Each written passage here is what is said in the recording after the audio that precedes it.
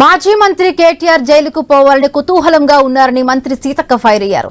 వీలైనంత త్వరగా జైలుకు పంపించారని సీఎంను రెచ్చగొడుతున్నారని మండిపడ్డారు. కవిత జైలుకు పోయి వచ్చి బీసీ ఎజెండా ఎత్తుకుందని, అందుకే కేటీఆర్ కూడా జైలుకు పోయి పథకం రచించారని అనుకుంటున్నారని సీతక్క విమర్శించారు. ఏదో ఆశించి పొగరుతో మాట్లాడుతున్నారని అన్నారు.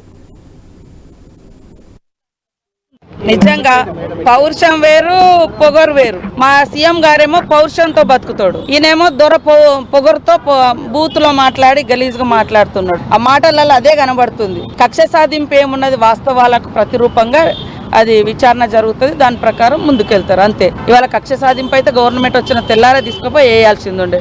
ఆయనకు పాపం జైలుకు పోవాలని బాగా కుతూహలం ఉన్నట్టుంది. వాళ్ళ చెల్లె కూడా జైలుకు పోయి యోగా చేసిన, అది చేసిన, ఈయన కూడా అంటాడు కదా యోగా చేసుకుంటా అని.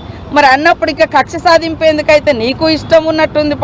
బహుశా అందుకనే మమ్మల్ని లేనిపోని మాటలని రెచ్చగొడతా ఉన్నావు. మా సీఎం గారు ఏం రెచ్చిపోకుండా నిమ్మలంగా ఇది ఏ రకంగా అది మూమెంట్ అవుతుందో, ఏ రకంగా ల్యాండింగ్ అవుతుంది, ఏ రకంగా టేకప్ అవుతుందని అంటే లీగల్గా ఉండే అటువంటి అనేక రకాల అంశాలను దృష్టిలో పెట్టుకొని సీఎం గారు ముందుకెళ్తా ఉన్నారు, ప్రభుత్వం ముందుకెళ్తుంది. మాకేం కక్ష సాధింపలేదు.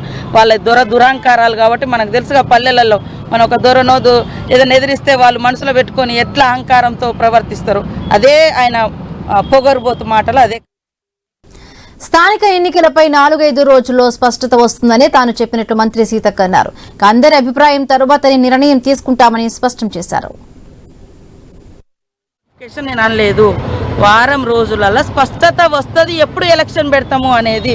ఎందుకంటే క్యాబినెట్ ఉన్నది కాబట్టి నేను దాన్ని దృష్టిలో పెట్టుకొని నేను అనడం జరిగింది.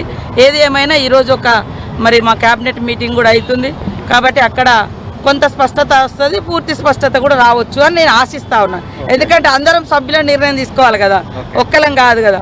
కాబట్టి నాకు సమిష్టి నిర్ణయాల గురించి తెలుసు, అందరం మాట్లాడుకునేది తెలుసు. కానీ నన్ను ఆ రకంగా ఏదో మాట జారినట, మాట తప్పినట, ఏదేదో రాసేటప్పుడు వారం రోజులలో నోటిఫికేషన్ అనేది అనలేదు. వారం రోజులలో ఎప్పుడు ఎలక్షన్ పెడతాం అనే దాని మీద నిర్ణయం తీసుకుంటాం అనేది మాత్రం మాట్లాడారు.